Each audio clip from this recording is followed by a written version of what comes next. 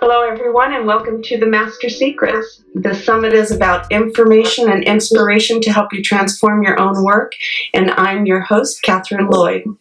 Today, we're here with master artist and visionary, Barry John Raybould. Barry is the founder, creator, and resident artist at the virtualartacademy.com. Welcome, Barry. Hi, Kathryn. How are you? Good. It's nice to be here. It's wonderful to have you here. Your website, the Virtual Art Academy, is just one of the most incredible that I have ever seen, whether it's on the internet or not.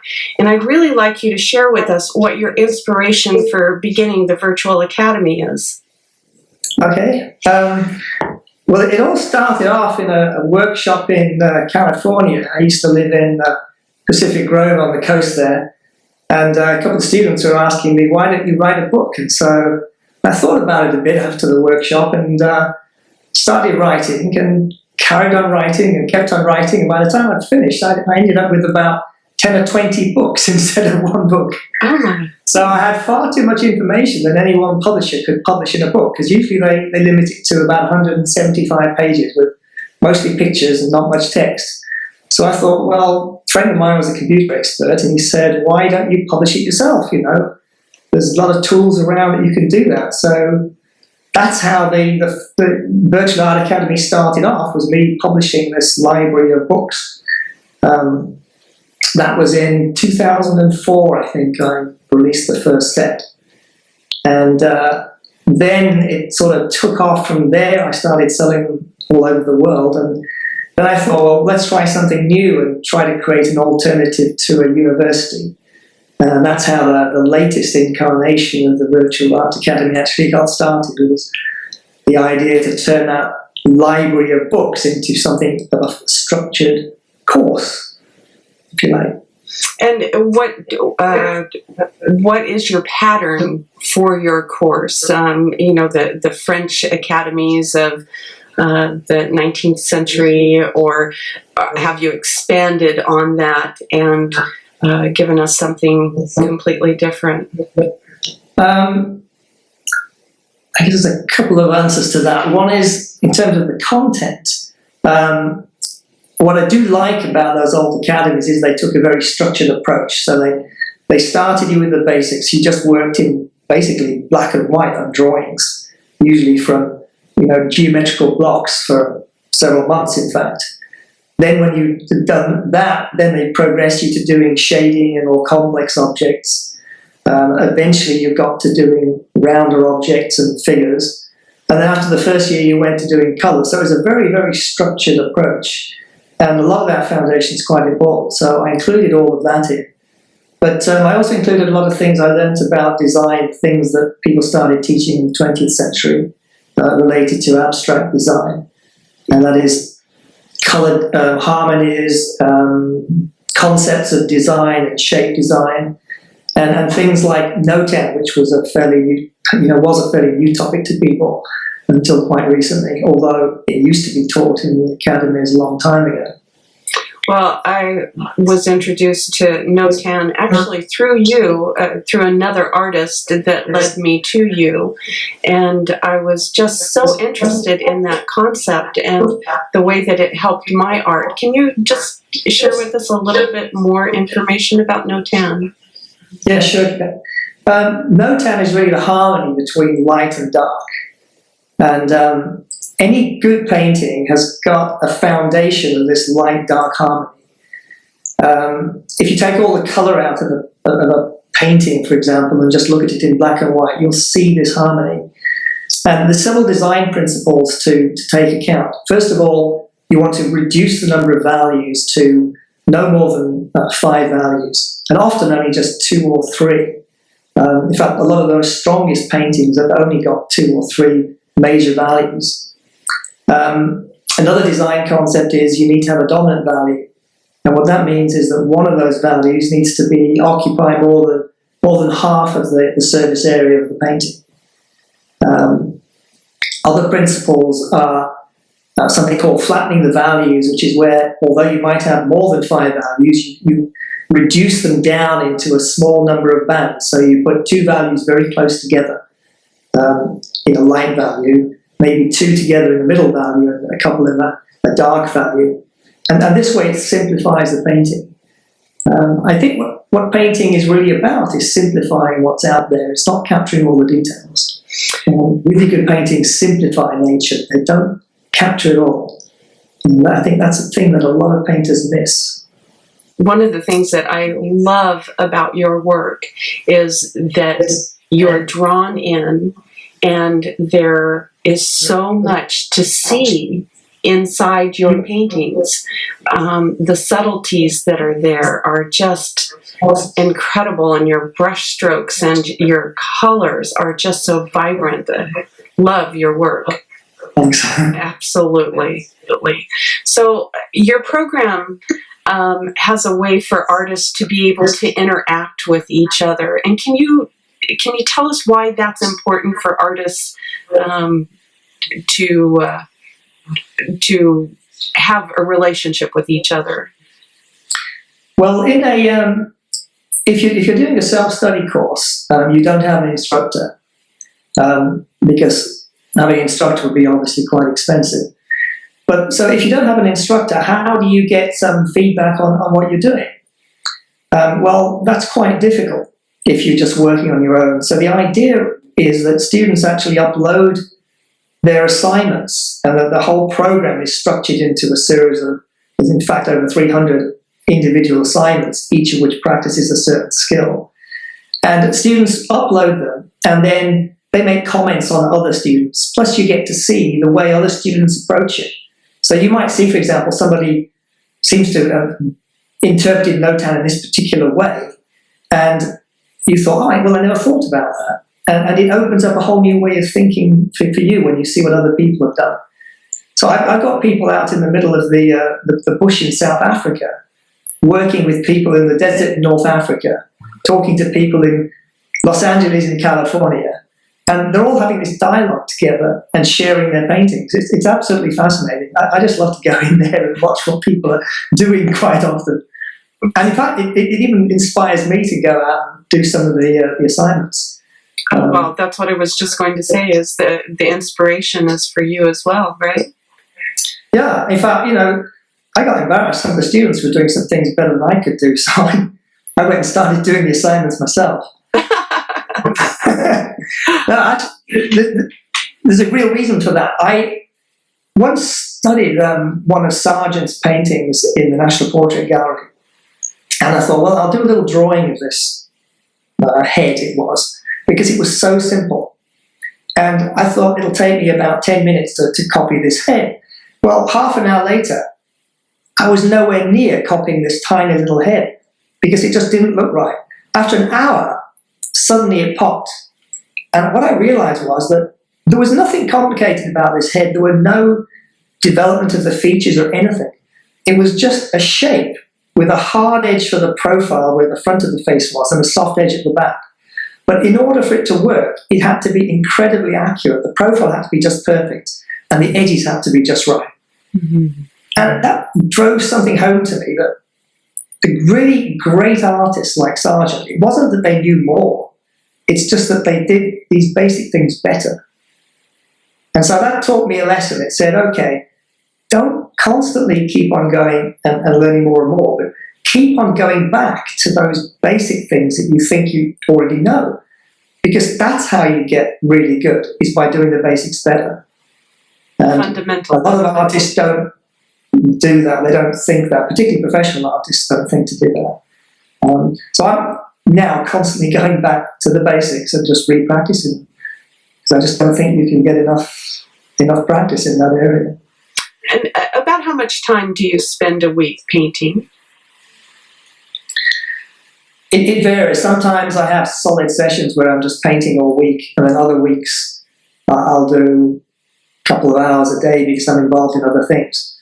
The last few years I've spent a lot of time building the new Virtual Art Academy course, so I've had less time painting. But luckily, the paintings, when I've gone out painting, my paintings seem to have actually improved a lot. Now, couldn't quite figure out why, but it may have something to do with the fact that I'm reading what telling students to do. Because when you write something, you really have to understand it. It makes you think about it, even if it's subconscious. Wonderful. So I've certainly been concentrating a lot more on shape design and value structures now. So what is it that your students in the Virtual Art Academy, what is it that they can anticipate learning from your structure? How is it structured so that they're going to be gaining as much information as they possibly can? And are you constantly taking them back to the fundamentals to make sure that they have a grasp of what is the foundation? Yeah.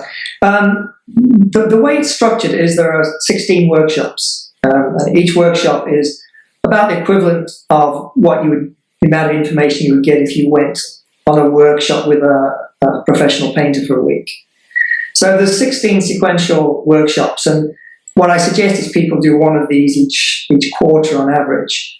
And that systematically builds up your knowledge from the basics of values and colour through composition drawing, onto brushwork and more complicated aspects of composition. So that takes you all the way through. But I always suggest to people that they go back and continue to do some of the early exercises on a constant basis so that you continually get better at those fundamentals. So it's a linear process, but on the other hand, you can go back and redo some of the earlier exercises just to keep on improving. So that's basically the way it's structured. The way it's broken down is into two key areas. I've talked about visual music and poetry quite a lot. I don't know if you've heard about those ideas, but the whole course is broken down into building blocks, some of which address the poetry side of the painting, others address the musical side of the painting. Can you talk to us a little bit about that? Yeah, the musical side of the painting is really the abstract aspect to a painting. It's basically the color design, the harmonies between the colors, the arrangement of shapes and values. And it's what a painting looks like. If you look at it from when you first come into a room, when you see a painting across the room, that's what you see. You see the abstract design. You don't see what the subject is.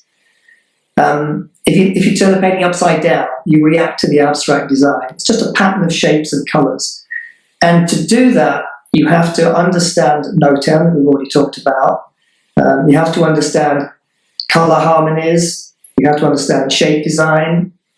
You have to understand how to design a painting in terms of values, and a lot of compositional ideas such as contrast. How to contrast warm and cool colors. How do you contrast light and dark?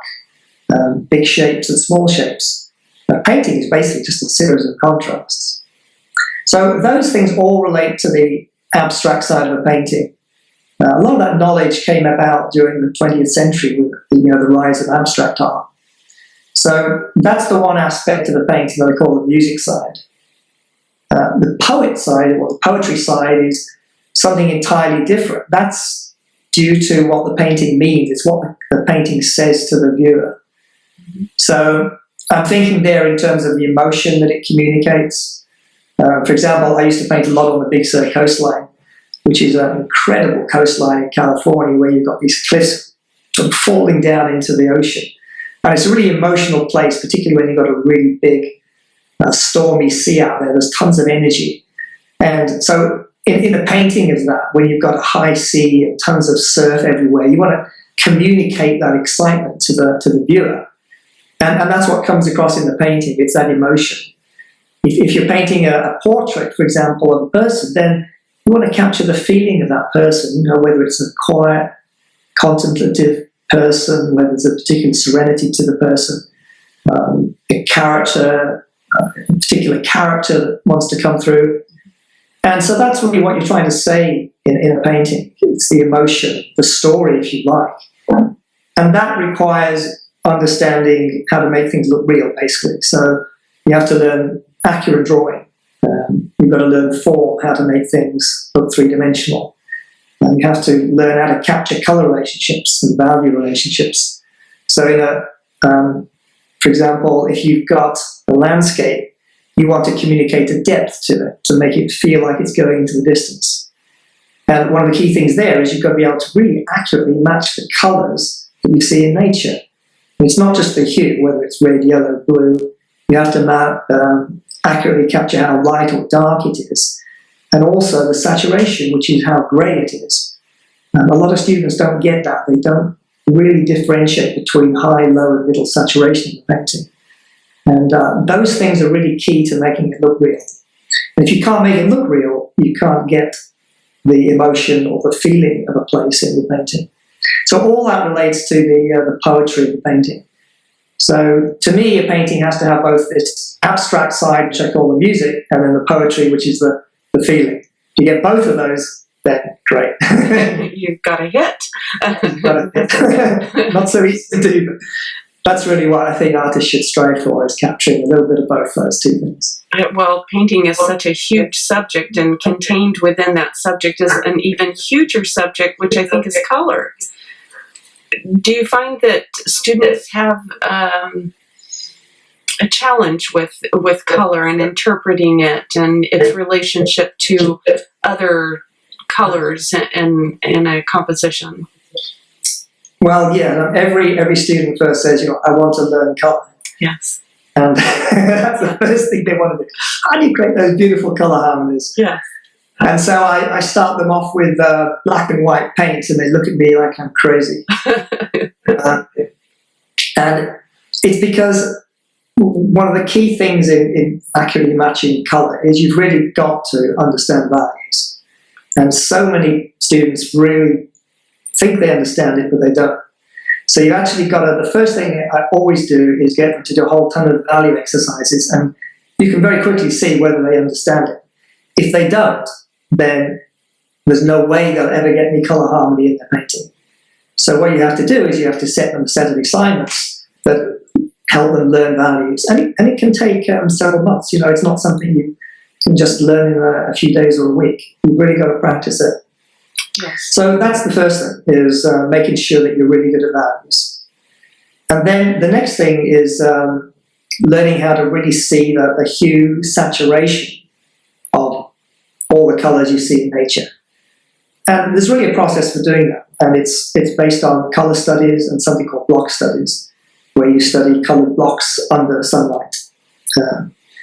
There's a whole sequence of exercises you can use to teach yourself colour. And again, it's not a thing that you can get results in a few days. It takes weeks, if not probably months of practice. But if you do the practice, I've seen students do some fantastic things. It's just a question of following a structured sequence of learning, if you like. I read that on your website about the block training, and I thought that was so interesting. Very simple, but I had not ever heard it before, and I think that's a nugget of gold that can really help people understand color much better. Yeah, it's really interesting. A lot of people, you read in a lot of books about light and shade and formulas for getting the shadow. Yes. The problem is they're all wrong. They're all actually a very rough approximation. And in fact, there's only one book that I found that actually is fairly accurate on explaining it. And there's an interesting story behind that. I was once doing a workshop in the middle of winter in Maryland. And in the long, cold evenings, I used to go to the library, the art library of the man I was studying with, and just search through all of his books looking for nuggets. And I found this spiral-bound book written years and years ago that never actually got published, but somehow he got a copy of it. And it was incredibly complicated to read. But I started going through it every night. It took me a week to get through it. And then on one of the pages, I discovered this fascinating thing about what happens to colour when it hits a block in the light and the shade. And it had all these diagrams that explained what was going on. And all of a sudden, it was a aha moment for me that this explained much better what actually happens to colour in terms of the hue changes and the saturation changes. So that was a mind blower for me, and I started looking at that and thinking about it a lot, and it really explained what's going on in these block studies. It's not a formula to use, but it's an aid to understanding. There you go. So it's actually very interesting. I like that. It took me about 2 weeks to simplify it in a way that other people could understand it. I eventually put it into one of the units on form in the course notes. But it was quite difficult to get it into a simplified form. But it really helps you learn. So I've seen people now go through these block studies, and I tell them, okay, you've got to do 100 of them in the light, and also later on do another 100 in an overcast condition. So I've seen people upload these onto the online campus, and to start with, they're quite crude, but it's just amazing. After number 50, they start to get quite good. Wonderful. And really up to the quality of professional artists. In fact, better. A lot of professional artists actually don't get these relationships right in their paintings. So it's kind of nice to see that it's not difficult. It really isn't. It's just a question of putting in the effort, actually. Color is one of the challenges in painting, and really being able to grasp it and understand it. The block just made so much sense to me. What is it that sets you apart? What other sort of academies are you talking about? University type academies? Yes, brick and mortar. How is the virtual art academy different than, say, one of the schools that are out there? Brick and mortar school. Yeah, like an art university or an academy. Yes. Well, if you compare it to that, I think I take probably a more structured approach in that I really go through all of the material. Taking the material that they used to teach in the art academies probably up until the early 1900s. So I've included all that information, plus a lot of the later information on design. So it's really quite structured. I've looked at a few of the courses in universities. A lot of them are really very much based on only abstract art and actually conceptual art, some of them. And they really don't give students much of a foundation at all. I've had some young students come on my workshops, and they said they've been studying at university and they just not learned anything. It appears the instructors didn't teach them anything. So there's quite a lot of universities like that where they're focusing on conceptual art and they're just not teaching the basics anymore. There are some other courses that do teach the basics. Often they tend to be classical realism schools, which is very good. It was a sort of painting that was done up till the end of the 19th century. It's very classical, very modelled, but they're not very, to me, it's not very exciting painting because it doesn't use, it's not a lot of abstract design, there's not a lot of brushwork, it's all very finely blended, very tight work. It can be beautiful, but it's not all that exciting. So I've tended to include a lot of things that are a bit more contemporary in the course that talk about expressive brushwork and the abstract design of the painting, the musical side, if you like. So that's probably a difference to the difference between the course I put together and a classical realism school, for example. Mm-hmm. And of course, the major difference is that you can do it at your own home and in your own schedule. You don't have to spend a whole year going to a physical brick and mortar location.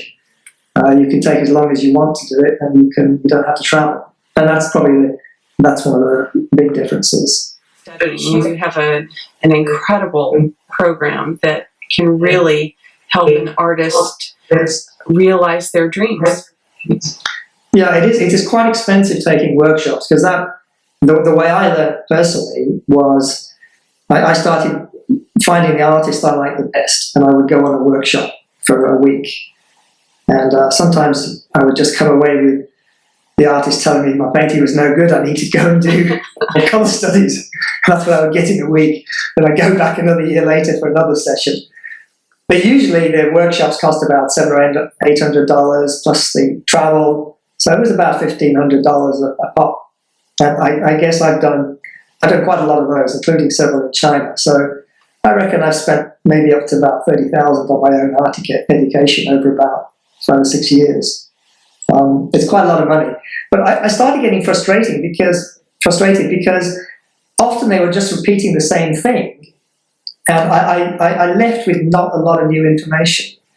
And also I didn't have any reading materials to go back to. I had to try to make notes while people were talking, and that's difficult when you're trying to concentrate on what they're doing and write at the same time. So I ended up looking at my notes, and it was really quite difficult. So after a while, I ended up spending a lot of money and got quite frustrated that I wasn't getting an awful lot out of it. Also, it just took me so long to find the artists that I thought I could get information. Sometimes it was well-known artists, sometimes it was just a course that somebody recommended here and there that was just a weekend course. So it took me about 10 years to put together my own art education. And I wish I could have done it much quicker, in about 2 or 3 years. It would have been nice to have found everything that it took me about 10 years at least to dig out. Well, you really have created an incredible resource for people who are interested in learning more about art, improving their own skills. Well, it's interesting because sometimes I see students in the early days of the paintings aren't particularly interesting. They've got the usual sort of problems that students have.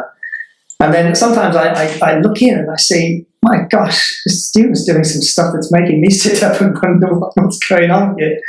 There's a man in Israel was going out and painting at night and doing these absolutely incredible nocturnes, just very, very loose and expressive of the city at night time. And I just love the paintings. And so it got me really interested in going out and doing some nocturnes myself. So last August I was in Beijing, because I do several trips to China, usually a couple of 1 or 2 each year.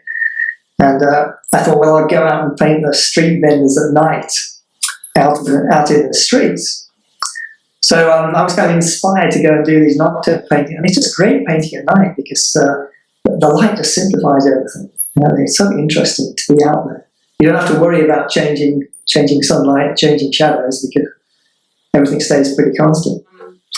If there's one thing maybe two things that you can suggest for artists who are struggling with their own work, what advice can you give to them to make it through that hurdle?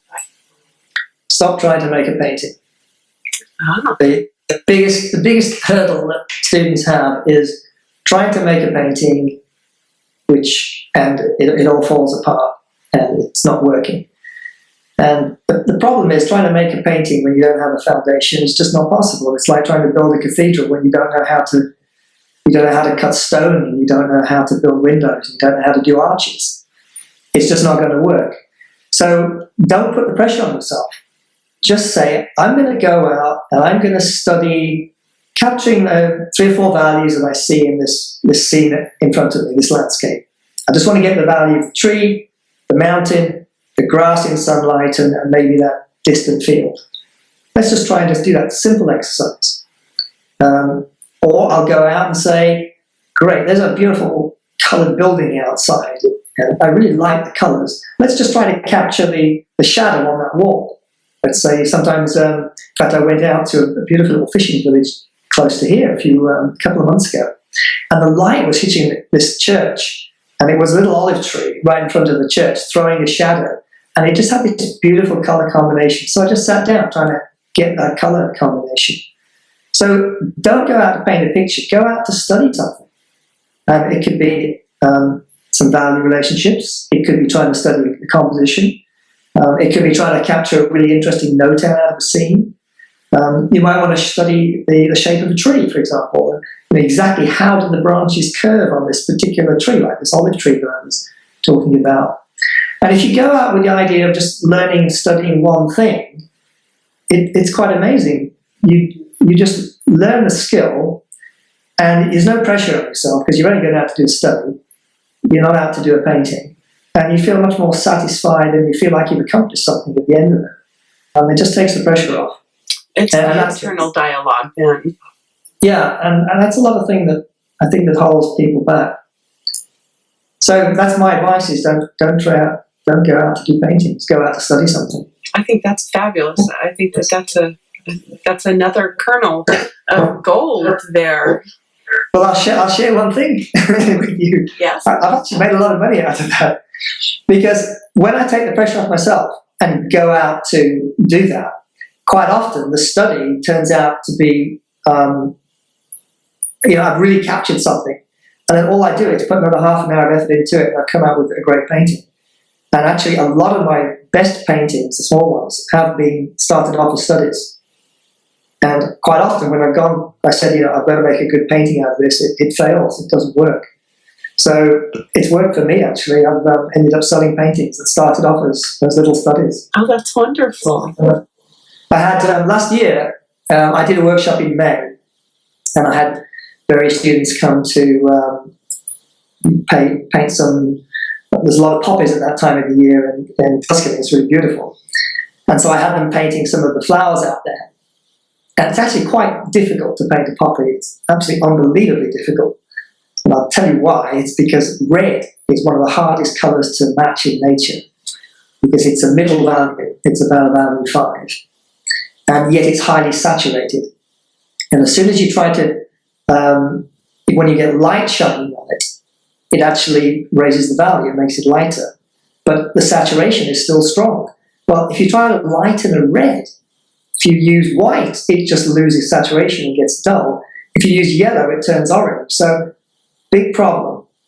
So it's actually very, very difficult to paint a poppy. So I actually went out and thought, I'll try and do it myself. And so at the end of the workshop, I started practicing just trying to capture the red of the poppy against the blue-green of the poppy leaves and the green on the background. And I spent hours trying to get this right. And I just had a little piece of scrap paper about, this size. Mm-hmm. And after about an hour, I got the colour relationship. And I did it by graying down the background blue-grey until the red just popped out. So I had to get the value exactly right. So after having spent all that time, I thought, wow, it looks really nice now. So why don't I just try to finish it off a little bit and do with a shape design? So flatten the values into 3 or 4 values to make some interesting shapes, making sure no 2 shapes were the same size. Mm-hmm. And then I had this little painting. So it stayed in my studio as this little painting on a piece of paper for about a year. And then last September, a man, actually a professional painter, came to my studio to visit. He saw that thing and said, "Hey, I really love that painting. Can I buy it from you?" And he bought it from me. It was like small and like this for I think it was about $600 or $700. Oh my goodness! There was my little exercise sketch that turned into a painting that I sold. And actually, I was quite happy with it because it really, really was nice. And to be honest, I don't do a lot of great paintings in a year. I'm quite fussy with my own work, and so I rarely get something I'm happy with, but this little one I was. It's just been an incredible interview, and I really appreciate you. Great.